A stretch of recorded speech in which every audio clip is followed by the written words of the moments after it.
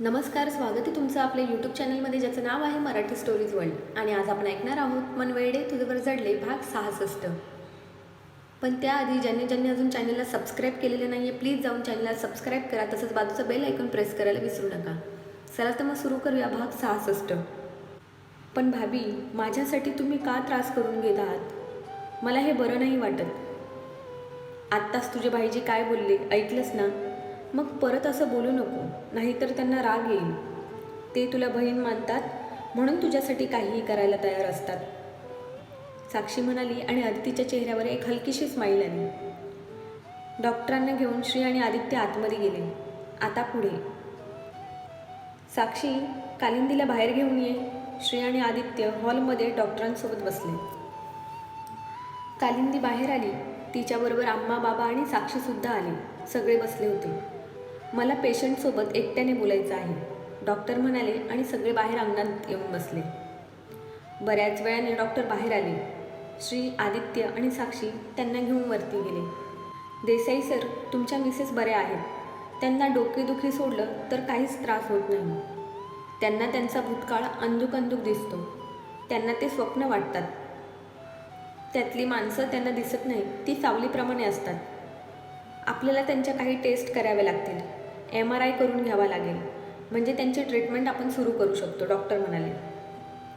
ठीक आहे डॉक्टर, तुम्ही म्हणाल तेव्हा आपण टेस्ट करू. डॉक्टर, अदितीला जर आम्ही सगळं सांगितलं तर तिला काही त्रास होऊ शकतो का? श्रीने विचारलं. लगेच काही सांगता येणार नाही. रिपोर्ट आल्यानंतरच काय ते सांगू शकतो मी. आदित्य आणि श्री आदितीला घेऊन हॉस्पिटलमध्ये गेले.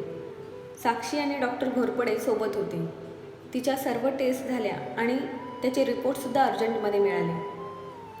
Desai sir, SP sir, Mrs देसाईंना मी काही मेडिसिन्स चालू करतो, त्यामुळे त्यांच्या डोकेदुखीचा त्रास कमी होईल. आणि तुम्ही त्यांच्या आजूबाजूला असल्याने जुन्या गोष्टी त्यांना हळूहळू आठवतील. वाटल्यास तुम्ही त्यांना सगळं सांगूसुद्धा शकता, पण त्यांना धक्का बसणार नाही याची काळजी घ्या. घरी आल्यावर श्री आणि आदित्यने आम्हा बाबांना डॉक्टर जे म्हणाले ते सांगितले. आदी, तुझी आणि माझी सुट्टी संपत आली आहे. मी एक काम करतो, मी माझी सुट्टी अजून एक्सटेंड करतो मेडिकल ग्राउंडवर. तसंही 3 वर्ष एकही सुट्टी न घेता काम केलं आहे मी, सो मला सुट्टी मिळून पण जाईल. तू आणि साक्षी आता घरी जा. पण श्री, आपण अदितीला सर्व सांगू आणि तिला घेऊनच जाऊ आपल्याबरोबर. तसं आपण लगेच नाही करू शकत आदी. डॉक्टर काय म्हणाले माहीत आहे ना? तिला स्ट्रेस यायला नको. थोडे दिवस मी इथे थांबतो. तिला आठवायला मदत होईल आणि गोळ्या औषधांनी काय फरक पडतो हे सुद्धा कळेल. तू म्हणतोस ते सुद्धा खरं आहे. मी जातो, वाटल्यास साक्षीला राहू दे इथे.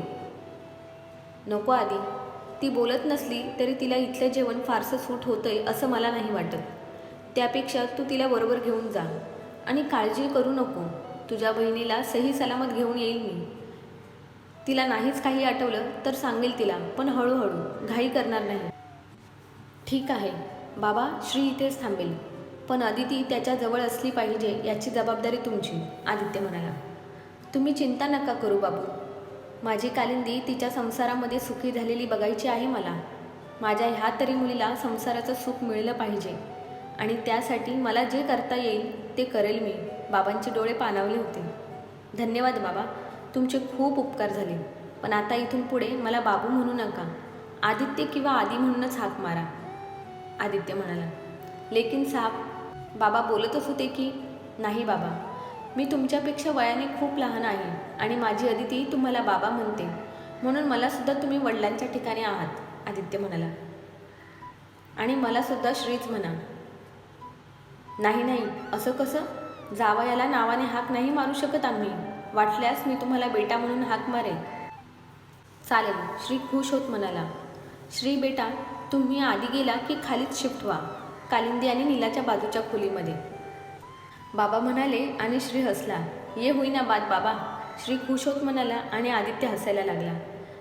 कालिंदी इथे बस. आदित्यने कालिंदीला जवळ बसवलं. जी भाईजी. कालिंदी, मी आणि तुझी भाभी उद्या इथून निघणार आहोत आमच्या घरी जायला. पण श्री थांबणार आहे थोडे दिवस, त्याचं काही काम आहे. तुला काहीही वाटलं, काहीही त्रास जाणवला तर लगेच श्रीला सांगायचं. डॉक्टर जेव्हा जेव्हा बोलतील तेव्हा तेव्हा श्रीबरोबर जायचं. डॉक्टरांच्या गोळ्या नियमित घ्यायच्या, टाळाटाळ करायची नाही, समजलं? आदित्य काळजीने बोलत होता. भाईजी, एक गोष्ट विचारू? विचार, तुझ्या मनात जे येईल ते विचार. आदित्य तिच्या डोक्यावरून हात फिरवत म्हणाला. तुम्ही माझ्यासाठी एवढं का करत आहात? मला माझं पूर्वीचं आयुष्य काहीच आठवत नाही. आम्हा बाबा जे बोलले ते मला जे सांगतात तेच मी माझं आयुष्य आहे असं मानलं. पण कधी समाधान नाही वाटलं. नेहमी काहीतरी कमी आहे असंच वाटायचं मला. खूप उदास वाटायचं. असं वाटायचं माझं इथे काहीच नाही. पण जेव्हापासून तुम्ही इथे आलात मला असं वाटायला लागलं माझं कुणीतरी आलं. तुम्ही खूप ओळखीचे वाटता मला. पण का? मला तुमचे भास होतात. भाईजी, मी नक्की कोण आहे? कालपासून आम्हा आणि बाबासुद्धा खूप बदललेले वाटत आहेत मला. त्यांनी मला कधीच कुठल्या डॉक्टरकडे नेलं नाही. मग आत्ताच कसं नेलं? कालिंदीच्या मनात खूप प्रश्न होते. कालिंदी, तुला सगळं आठवलं की तुझ्या प्रश्नांची उत्तरं तुला आपोआप भेटतील. नाही भाईजी, तुम्ही इथून जाणार हे ऐकून मला त्रास होतोय. नक्की आपलं काय नातं आहे? का तुमच्या जाण्याच्या विचाराने मी कासावीस झाले? त्या दिवशीसुद्धा श्री बाहेर जाणार म्हटल्यावर मला खूप वाईट वाटत होतं. त्यांच्या परत येण्याने मला आनंद झाला. पण का? कुठल्याही नात्याशिवाय तुमच्याकडे का ओढली जाते मी? मला माझ्या प्रश्नांची उत्तरं हवी आहेत. कालिंदी डोळ्यात पाणी आणून बोलत होती. आदित्यला वाटत होतं तिला सगळं सांगावं, पण त्याने स्वतःला अडवलं. कदाचित तू आमच्यामध्ये जास्त इन्व्हॉल्व झाली आहेस. मला जसं तुझ्याकडे बघून माझ्या बहिणीची आठवण येते तसंच काहीसं तुझं झालं असेल. कदाचित तू मनापासून आम्हाला भाऊ आणि बहिणी मानत आहेस. म्हणून आमच्या जाण्याने तुला त्रास होत आहे. काळजी करू नकोस. आम्ही वरचेवर तुला फोन करत जाऊ आणि जमेल तेव्हा भेटायला सुद्धा येऊ. श्रीविषयी तुला ओढ का वाटते ते मात्र तुझं तू शोध. आदित्यने तिची समजूत काढली आणि ती सुद्धा शांत होऊन खाली गेली. दुसऱ्या दिवशी आदित्य आणि साक्षी निघाले. कालिंदीने त्यांना जड अंतःकरणाने निरोप दिला. त्या दिवशी तिला खूप अस्वस्थ वाटत होतं.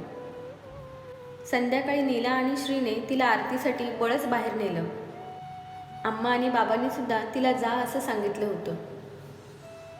त्यांच्यामधला बदल तिला जाणवत होता, पण हा बदल एकाकी का झाला हे कळत नव्हतं.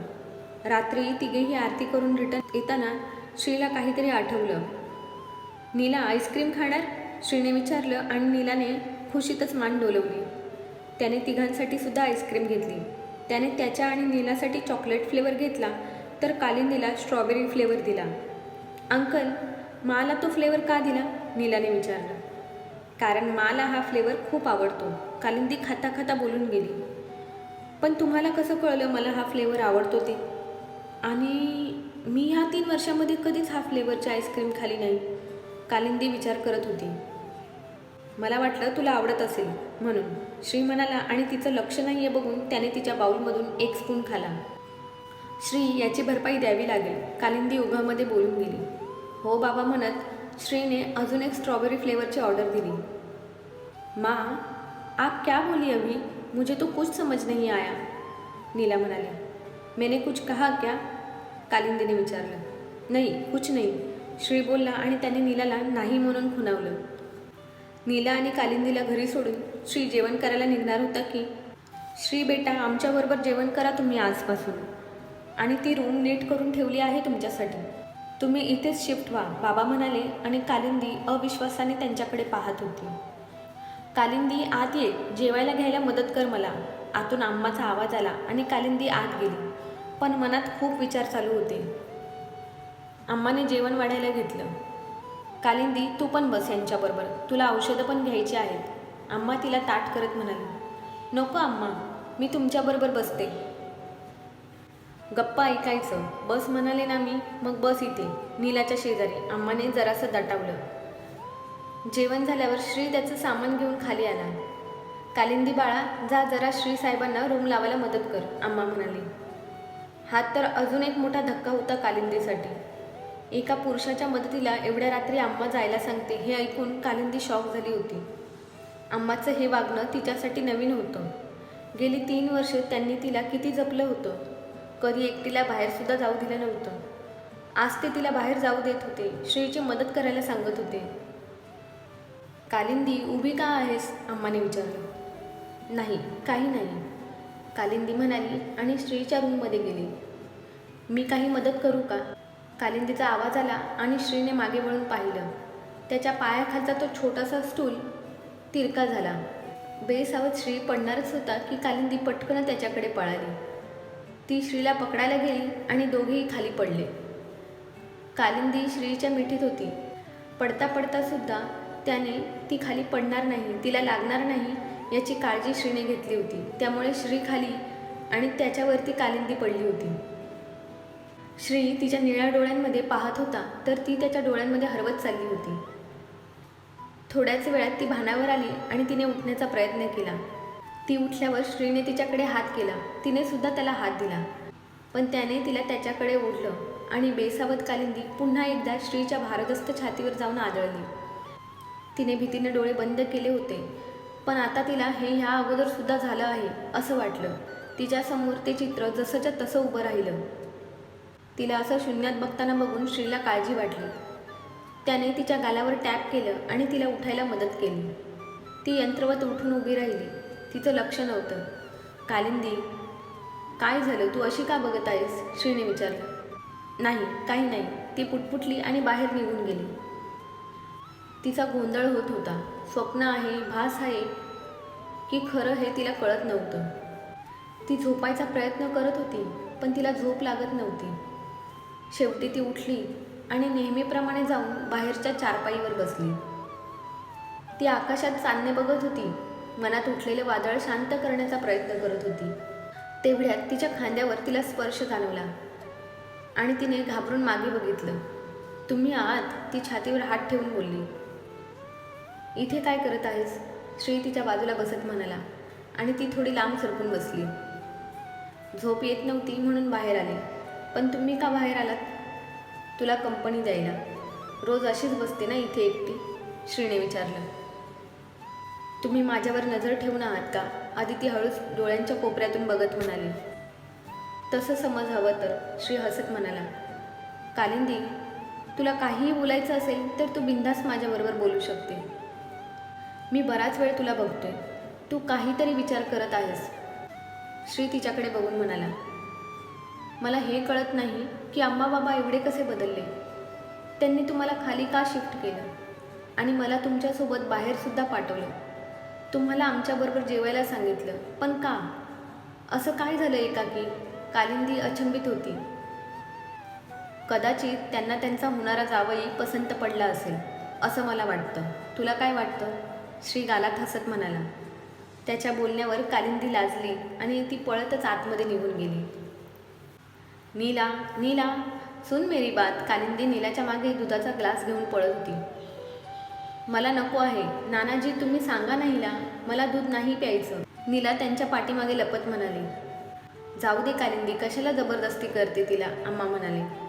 काय जाऊ दे अम्मा? दिवसभर हुंदडत असते ही मुलगी. खाण्यापिण्याकडे लक्षच नाही हिचं. स्कूलमधून सुद्धा टिफिन रिटर्न आणते. कालिंदी दुधाचा ग्लास खाली ठेवत म्हणाली.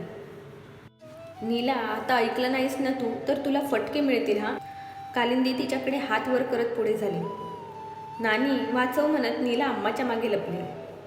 कालिंदी पुढे, मध्ये अम्मा आणि मागे नीला. त्यांचा लपाछुपीचा खेळ चालू होता. नीला मागून कालिंदीला चिडवून दाखवत होती आणि कालिंदी तिला पकडायला बघत होती. कालिंदीला समोर काहीतरी दिसलं. थोडा वेळ ती तशीच उभी राहिली आणि मग तिला भोवळ आली. कालिंदी, मा! अम्मा आणि नीला ओरडल्या. त्यांचा आवाज ऐकून श्री आणि बाबा धावत बाहेर आले. काय झालं हिला? कालिंदी, कालिंदी, श्री तिच्या गालावर टॅप करत म्हणाला. त्याने तिला दोन्ही हातांवर उचललं आणि आतमध्ये नेलं. तिच्या तोंडावर पाण्याचा शिपका मारला. तिने डोळे किलकिले करत उघडले. मा सॉरी. नीला तिला रडत बिलगली. मी सगळं दूध पिऊन घेईल आणि तुला त्रास पण नाही देणार, ती तिच्या गळ्यात पडत म्हणाली आणि कालिंदीने तिला जवळ घेतलं. तू ठीक आहेस? श्रीने तिला विचारलं. तिने मानेनेच हो असं म्हटलं. तिला चक्कर का आली असेल? गोळ्या जास्त पॉवरच्या आहेत का? बाबा म्हणाले. माहीत नाही, मी डॉक्टरांना कॉल करत आहे, श्री म्हणाला आणि फोनवर बोलायला लागला.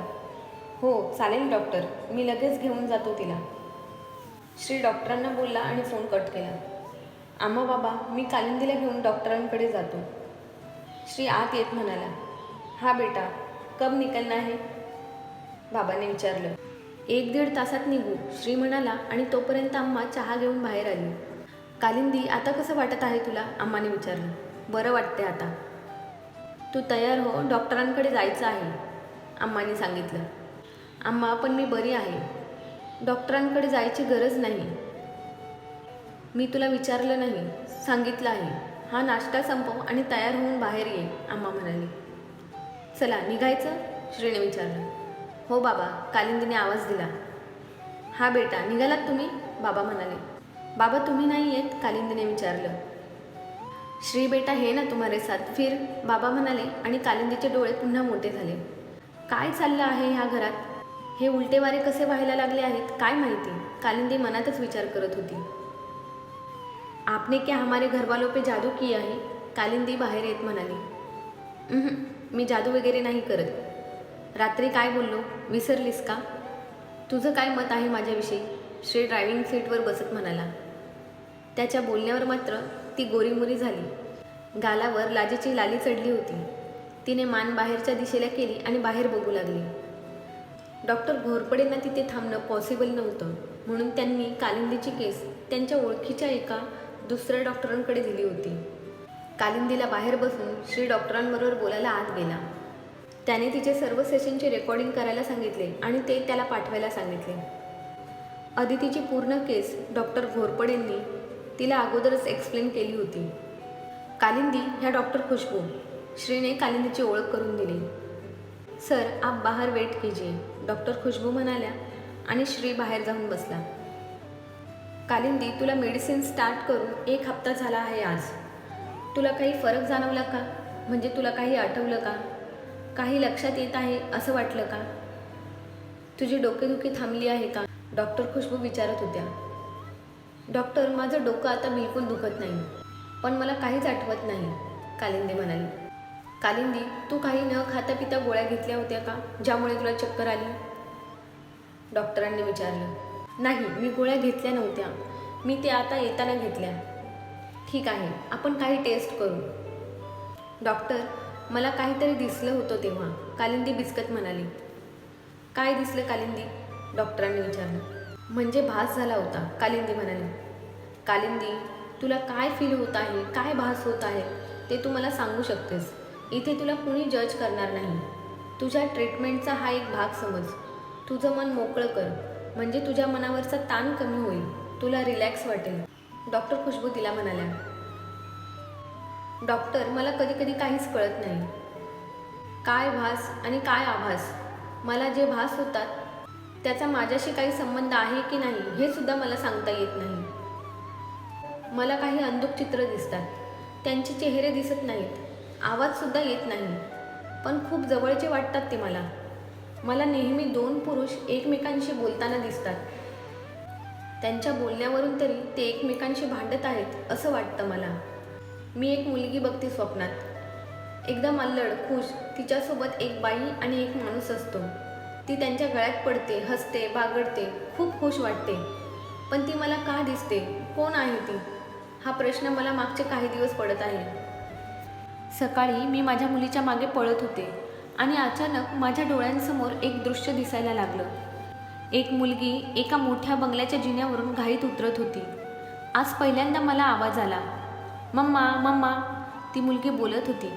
तिने शॉर्ट ड्रेस घातला होता, केस मोकळे होते. ती समोर एका बाईला जाऊन बिलगली आणि तिच्या पाठीमागे लपली. त्या मुलीने त्या बाईच्या मागून मान बाजूला करून डोकावलं आणि मला तिचा चेहरा दिसला. डॉक्टर, मी होती ती. तो माझा चेहरा होता. मी घाबरले, माझे शब्द गळ्यातच अडकले आणि मी खाली पडले.